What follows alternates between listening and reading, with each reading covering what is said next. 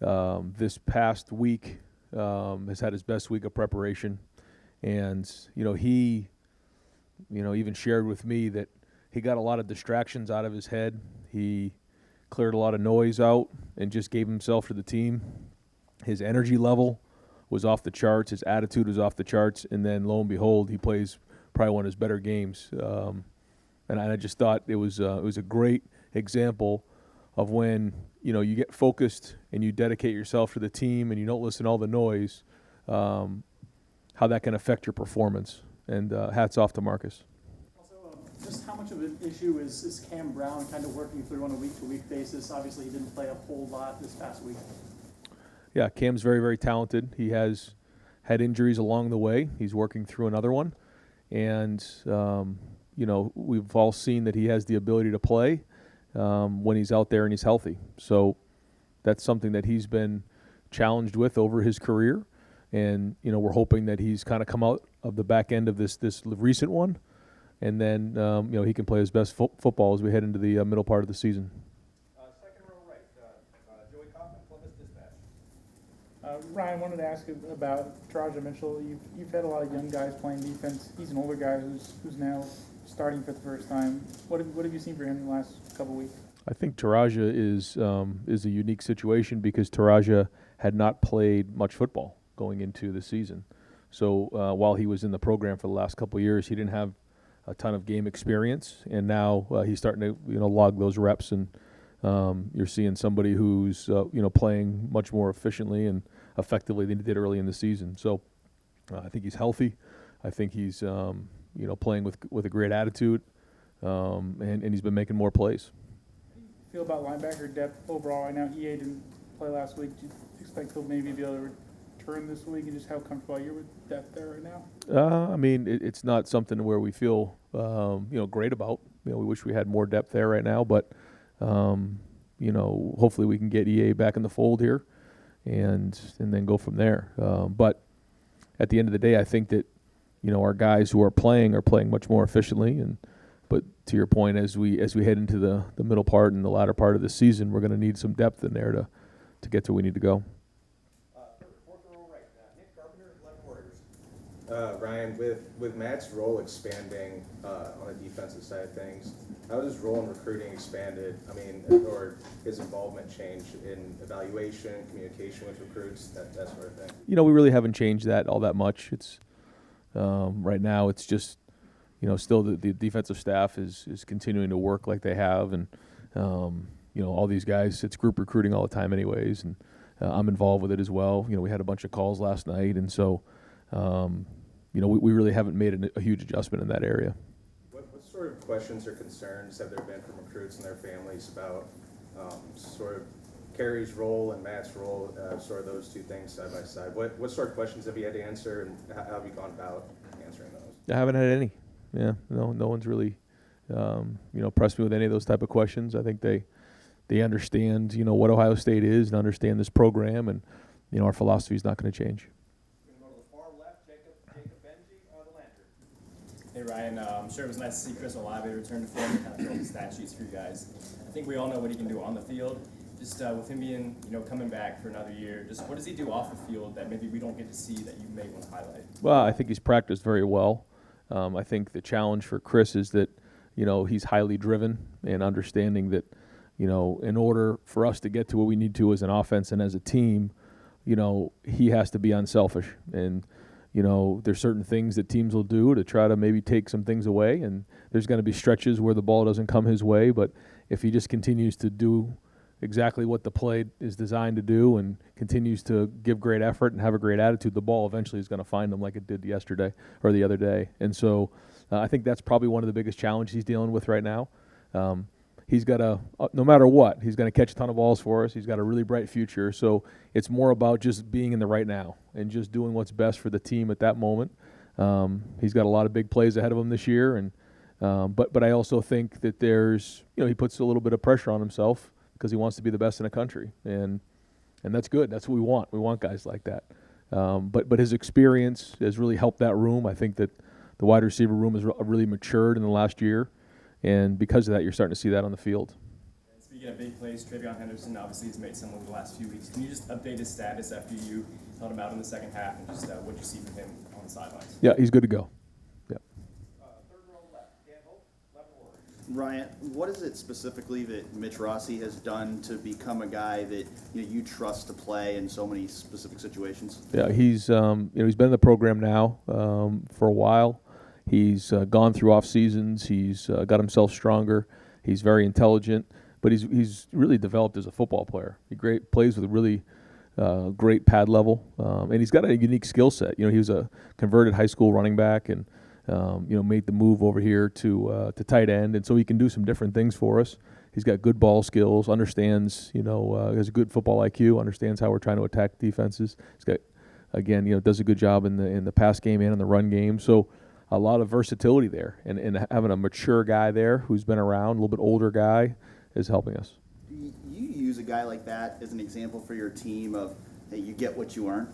Absolutely. Yeah, I mean, when you come here at Ohio State as a walk-on, you have to embrace a role. Now, there's also going to be an opportunity along the way, and you can see some of our guys are getting on the field as walk-ons, and so those opportunities will be there. But like you said, you have to earn it.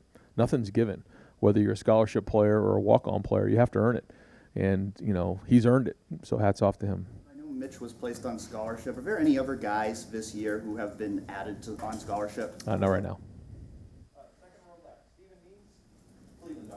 Ryan, I don't know if this just how the score went or how the game was going, but you guys just kind of shuffled the offensive line a couple of times. Threw Matt Jones out there. I think there was at left tackle, and Nick was back at right tackle. I guess what went into a decision like that in week 5 of the season? Well, we got some guys that are just nicked up a little bit, and that's one thing. And then two, we also have, really 6 or 7 guys that we feel confident that we can put into a game. And while you typically don't do that with the offensive line, in this situation we felt like it was appropriate. Based on the situation of the game and what was going on and the week of practice leading up to the game. I'm impressed with Matt when he's been in there. He's graded a champion now 2 weeks in a row. So anytime there's competition, that's a good thing. So is that offensive line still kind of fluid as far as who's starting, or is it still the... No, but I think we have now the opportunity to play some depth when we need to. And again, I think that's going to be super important as we head into the middle part of the season.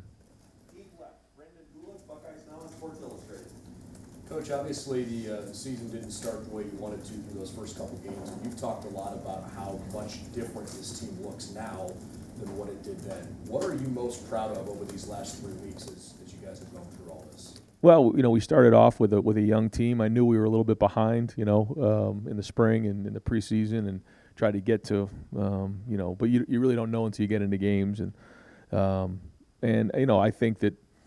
Anytime you're at Ohio State, the expectations are to win every game, and they're very, very high. But and we'll see. We'll see how the season shakes out. But I'm proud of the development over the last month. It's been a little bumpy at times, but guys have come to work every day. The coaching staff's been steady. The leaders have been steady, and we're getting better. We're growing. I think we have a really bright future, and the more these guys play, and the better off we're going to be. And again, the question is, how quickly can we get to where we know we can be? How quickly can we get to being a team that can win a championship? Well, we got another challenge this week. Maryland's going to come in here, and they got really good personnel and really good scheme, and so we're going to have to play good again.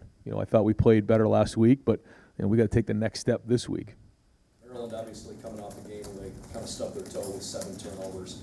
Iowa's defense has caused more turnovers than anybody else in FBS over the last 4 years now. How many of those turnovers, when you evaluated Maryland, did you think were sloppy mistakes that Maryland made versus things that Iowa just did really well?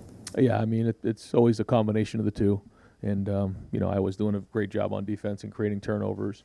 And I'm sure there's some things that, those guys wish they had back in terms of plays. But, and then you can start to press and things can get out of control and look worse than they actually are. So it's probably a little bit of both. Quick one, the Big Ten has had a pretty impressive climb so far this year, especially in your division.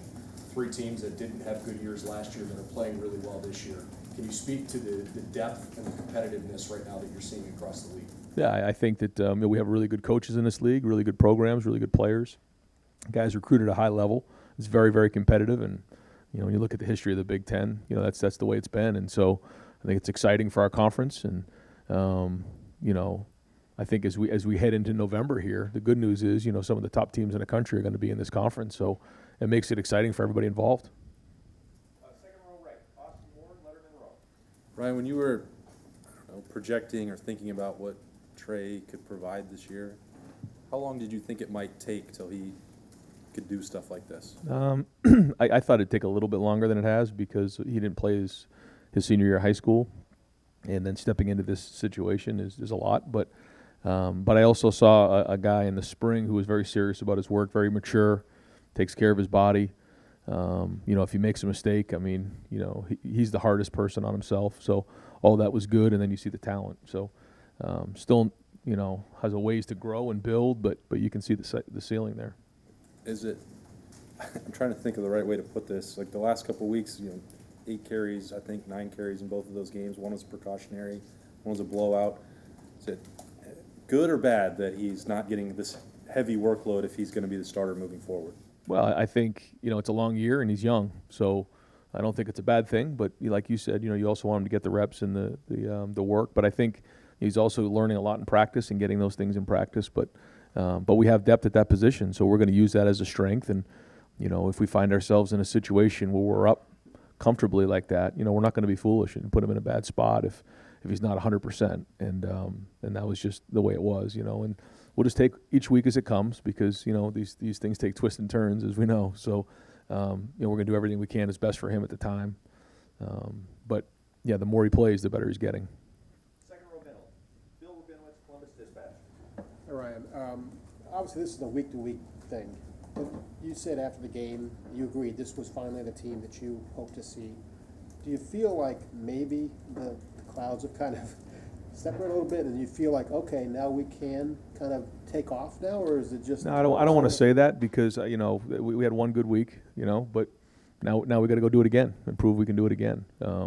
But there is momentum there. I think you can see it. We saw it the way we practiced. If we don't have a good week of practice, it's not going to continue. We still have a young team. We're not all of a sudden out of the woods here. This is still a work in progress. And so, you know, we got to bring it every week now. And the more times we can do that, the more we can grow upon and experiences we can look back on and say, okay, we've done it here. We've been down in games at halftime. We've been up in in games where we finished teams out. You know, we've had some different things where in the past, you know, we didn't exactly have all those experiences. I think that in the last month we have grown, but where we're at, you know, we'll see as we head into Maryland. And in terms of the defense, probably the best performance of the season. What did you like about it, and what did you see that you still think we still need to grow here? I think that the aggressiveness was there. I thought we changed up some looks. I thought we created turnovers. I thought we practiced well during the week, and I thought the looks were accurate to what we were seeing, and I thought they carried that over to the game well, and the execution was done well there. And anytime you combine all those things with great effort and good tackling, then you got a chance to be good. So I also like the fact that, you know, when they scored a touchdown, that one-play touchdown, we came right back the next play, blocked the extra point, and it didn't bother us. We didn't have our heads down when we came to the sideline. We blocked the extra point, and it's like it didn't even happen. You know, we had a quick memory on that thing. We move on to the next series and played well the rest of that half. So I think that was good as well. I can squeeze in one more. Just a quick one about JTT. He started last week. He's obviously playing a lot more. You've been impressed with him all along. What stands out to him right now? Well, I think that those young guys have had a lot on their plate. They've had to play a lot. I mean, it was, you know, kind of baptism by fire, and they brought it every day. And JT's one of those guys, and it's going to pay off huge dividends in the future for these guys. And they're being asked to do a lot as young guys right now, and so hopefully as we get some of the other guys healthy and they can take some of the load off of their shoulders, then that whole unit will be stronger. But between Tyleek and Jack and JT and those guys, you know, I give them credit as young guys to stepping in and taking that on. But now you can start seeing some of the older guys. You know, you saw Javonte make some plays. Zach Harrison's made some plays. You know, that's going to be really good for that unit. And moving forward, it's going to really help our depth. Third row left, Bill Landis, The Athletic. Ryan, you're talking about some of the steps the defense has made here. You know, no offense to your previous two opponents, but Maryland's got, I think, a little more skill and obviously a bigger challenge at quarterback with Dalia. Are you viewing this as like, okay, let's see what we have? This is kind of what we've been trying to tweak things forward? Just look, how do you feel about your defense going into a matchup against an offense that's potentially explosive? Yeah, no, they have good players, and Talia is a very good quarterback, and they have good scheme. You know, Coach Locks does a really good job. So, I mean, that's playing conference football though in the Big Ten. I mean, we got to bring it every week, and they're going to go against good players, and we gotta bring it. So, yeah, I mean, now we're into Game 6 here, so we're going to be going against good teams, good offenses, good defenses, and then we got to go play. I think there was an anticipation or an expectation maybe in the preseason that Ronnie and Craig would maybe rotate a little bit at Bullet, and that hasn't really seemed to play out. Is that just because Ronnie's kind of taking that thing and ran with it, or do you need to see more from Craig right now? No, I think Ronnie's done a very good job. He's obviously been very, very productive, and we're moving Craig into a little bit of a different role there, and so he's kind of finding his way in that new role, trying to find a way for us to get them both on the field because they're both very talented. Is that like kind of a pass rusher up at the line kind of thing for Craig sometimes? Like, I mean, you've seen him do that a little bit on third down, but first and second down a little bit more off the ball. Yeah. when you were just talking about Chris Olave a second ago, just the idea of like, hey, give it up for the team and don't worry about your touches. How much, for you as a head coach and play caller, how much is managing the touches for the really skilled guys who, you have multiple guys who could get the ball 15 times a game? Is that any part of your job or not really? Well, I mean, I think, you have to do the best you can to make sure that the guys who deserve to have the ball get touches. I mean, that's part of it. But what you can't do is let that, rule the day. You have to do what's best for the team. And if, like in the Tulsa game, if they're dropping 8 guys, if the best thing is to run the ball for 7 yards, we got to run the ball. And that's just what's best for Ohio State, and that's playing the game of football. And when you come in with expectations and things like that, that's when you can get a little bit sideways. So, we're going to do everything we can to give guys opportunities to make plays, but there's just some times where it's not going to work out that way. And that's for everybody across the board on offense. And, we have to understand that as we go into the game and try to do that best we can to explain that to the team, is that, if somebody decides they're going to take X away, they can do that. That's going to open up Y and Z. And so that's kind of how the game plan fits this week. And these guys are all highly competitive and high achievers. And so, they want to make an impact. And I get it. That's why they're here, and that's why we love them. And you had talked before the season a couple times about in college football, you lose one game, and it can ruin your season. It doesn't always, but it can. And you had not dealt with the regular season loss as a head coach here. Now that that's in your rearview mirror a couple weeks, how did you deal with that? You as the coach, you with the team, and was it something that you had to work through it all because you had not had to do that? Yeah, sure. I mean, anytime you lose a game, there's a lot that comes with that. And certainly the first thing to do is to identify why you lost and identify what the issues are, and then act, but don't overreact and get them fixed. I think, but the most important thing is to be steady, not to panic, and to do things the right way, and I think that really matters. And I think you see when things don't go well in life, when you hit adversity, you have to be really good about the team and making sure that the guys understand that, listen, better days are coming. The sun's going to rise tomorrow. We have some issues that we got to get fixed, but let's just be steady in the boat here and work through those issues, because that's life, and that's, around here it's a little harder, but that's okay. And I thought, although it was bumpy there for a little while, we kind of steadied the boat, and hopefully we get this thing going back where we need to go. Ryan, regarding Mitch, I know fullback is kind of a literal and figurative F word around here. Maybe is his skill set maybe have you thinking about looking into that body type more in recruiting, or is it just if a tight end shows up at 6'2", you don't immediately write him off, that sort of thing? Yeah, no, I mean he has the ability to kind of do some of those things like you're talking about. We've done that before with tight ends. If you remember, we've done it with Luke. We've done it with Rashad Berry over the years, where he kind of came in the backfield a little bit. So Mitch is a little bit shorter and built a little lower to the ground, so he's a little bit better at that kind of stuff. And so, but we've run that play before. We do. In the goal line, at times we'll bring bigger guys in the game if we think that gives us an advantage. Sometimes it doesn't. You've seen us do both this year. But Mitch, and again, being, a college football coach, you have to figure out year in and year out what your personnel looks like. I mean, there's times where we've been here with JT where we just get into a situation where the quarterback catches it and he's running. He's the running back. Well, now, in this situation, we like some of our tight end body types. Mitch can kind of do some of those things. So we try to design plays that put him in his best situation to be successful. And that's an example of that. Doing some pretty unprecedented things for a defensive tackle, freshman at Ohio State. 4 sacks already, more than anybody on the team had last year. Playing limited snaps, is it getting to the point where you want to see him out there more? Or obviously you trust Larry, but would you like to see Tyleek maybe getting some more action? I mean, he's going to keep playing. He's going to keep growing. He's done a really good job so far, and hasn't always been easy for him. There's been different things he's had to deal with, and I got a lot of respect for him as a young man. And he's flashed at times. So all the work he's getting right now is going to pay huge dividends. Here as we head into the middle part of this conference schedule. But no, either way, he'll be on the field. Yeah. Second row left, Nathan Baird, Cleveland.com. Yeah, obviously the game Friday went really askew from what we'd seen from Maryland those first 4 games against a different level of competition. Right. But from when you watch Tagovailoa, what do you see there as a quarterback, and what ways do you think he can challenge his defense? Yeah, he gets the ball out quick. He's competitive. He sees the field. He's accurate. He can make long throws. He can make short throws. He can anticipate with touch.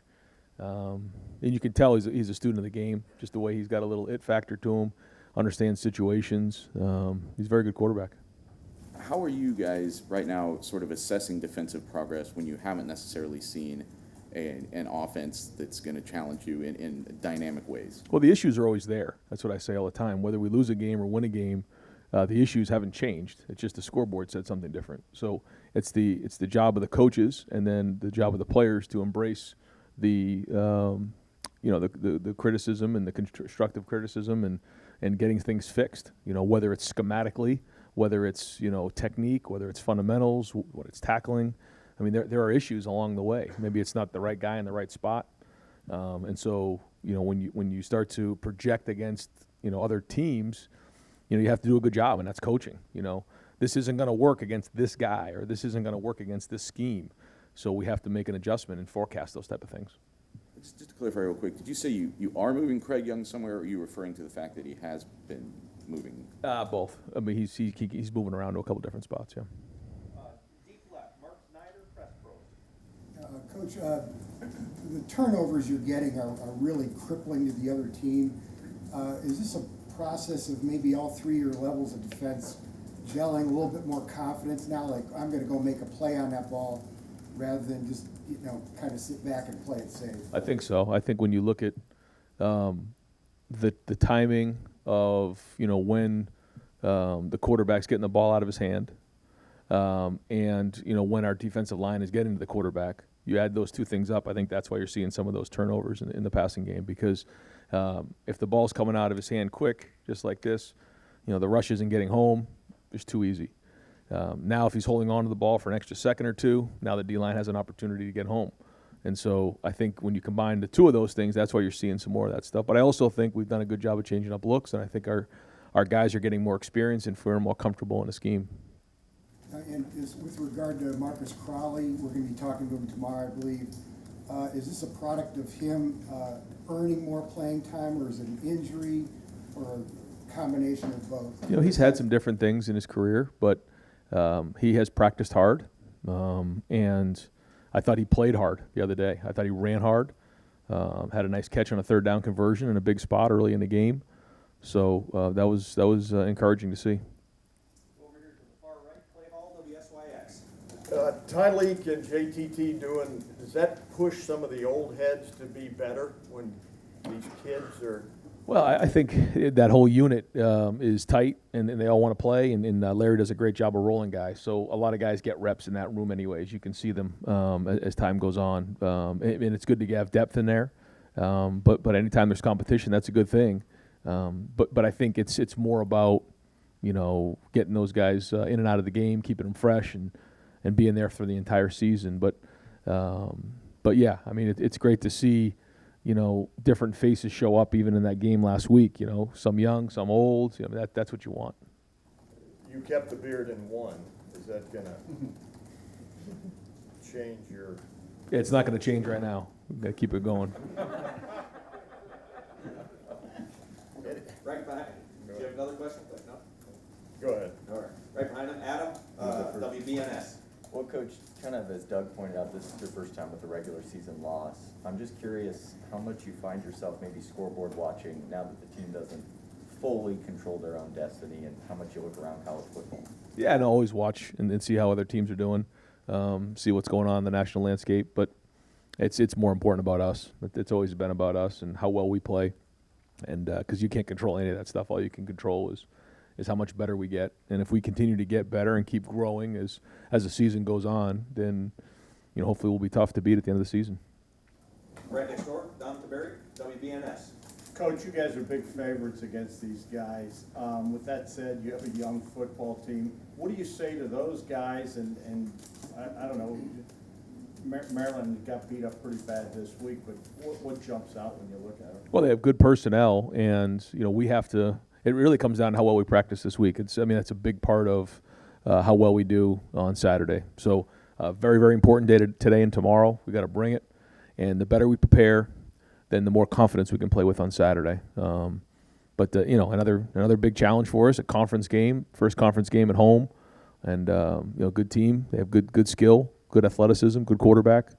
They've played some teams really, really tough, and last week we'll just throw that game out and go off of what we've seen in the past with them because they're dangerous. Coach, it's one thing to recruit like you guys do, 5-star players and all that. It's another thing to develop them.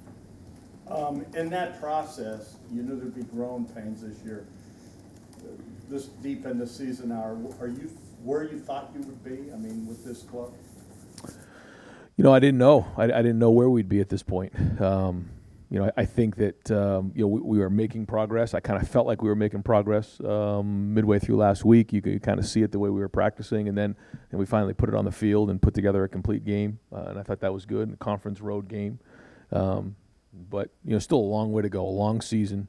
We're by no means all of a sudden arrived. We still got, like you said, a very, very young team, and we got to keep developing. But again, the more we're investing in these guys, the more work we're putting into this team, the stronger we're going to get. And it's one thing to just kind of come into the season and win a bunch of games and just kind of cruise along. It's another thing to go through tough times and find out who people are and where things are at, and that you got to go earn it every week. Nothing's going to be given. I think that's one thing that this team and this program understands right now is you're not just going to walk out and beat anybody, and you got to show up and you got to play. Second row right, Tim May, Letterman Row. Yeah, Ryan, as y'all say, there's no I in team, but there is in y'all's playbook, obviously, now. And of course, it looked like, at least appearance-wise, y'all ran a triple option to the edge one time. And what brings about getting into those formations, getting into those plays, because you're throwing them out there to whoever's going to be watching down the road and stuff, and just every week, do you try to add a little something else? But what does it mean to kind of throw those out there? And obviously, you got in the eye, but you threw the ball to the fullback in the right flat. Yeah. No, it's we started going under center the last couple of years, and you saw the sneak a couple times over the last couple of years. You've seen some things. We've had a couple multiple tight ends in the backfield and under center things, and so we're continually working through things. And this game is cyclical. A lot of teams now they're built to stop spread teams, and Tulsa was a great example of that. They were 3 down linemen and then 8 DBs out there, and that's designed to stop the spread. And so we have to continually evolve on offense and figure out how can we make it hard for teams to match up against us. And you touched on this a minute ago, but I want to follow up. Y'all gave up that big touchdown play. I'm talking about early when the game was maybe in a little bit of jeopardy. But then Haskell Garrett drives through to block the extra point. A captain, a leader of that team. What does that do for Haskell? What does it do for the team to see a guy like that say, next play, make the play? Well, I think what it's showing is that, when something bad happens, we're not going to put our head down. I think that maybe there was a time, early in the season where if something went bad, it was like, okay, guys, we're okay. We got to keep playing. And we're getting harder. We're starting to build that callus up. Like, okay, it was a bad play. Let's go on to the next thing. And then all of a sudden you block the extra point, we got a little bit of juice, and then, you know, we get a bunch of 3 and outs and play really well on defense. And they didn't flinch. And that's the sign of a team that's maturing. And I was very impressed with that. But with Haskell specifically, I mean, obviously, Yeah. you've got to be liking what you're seeing from Yeah. him from a leadership. Yeah, no, he absolutely. You know, to make plays like that and to have some energy and be a leader like that, that's what we need on this team is that, you know, those veteran guys playing veteran and acting veteran. And that, ladies and gentlemen, Tim's second question there was the 400th question you've taken in this room since the start of fall camp. We'll wrap it up with Patrick Murphy. Appreciate you, Jerry. Hard to follow that. At times this past week, we saw the defensive ends dropping back a bit in coverage, linebackers kind of taking that spot. In order to do that, how much athleticism do you need, trust in your defensive ends to drop in coverage? Because I imagine not every defensive end is coached to do that at this level. Yeah, no, our guys are athletic and they can do that, and that certainly gives the defense a different look and something maybe that they're not counting on. So, you know, the more that these guys can handle, you know, we also have to make sure that we're being fundamental and being sound, and but we're also changing things up a little bit, and that's good. And we have the right guys to do it. You know, you look at Javante and you look at Zach and, you know, JT and Jack, and, you know, some of they can really do some different things. You know, they're very, very good athletes. So, you know, the more versatility that they can show, the more looks we can be, and more you know, versatile we can be on defense. Great, Coach. Thank you very much. All right, guys, thanks.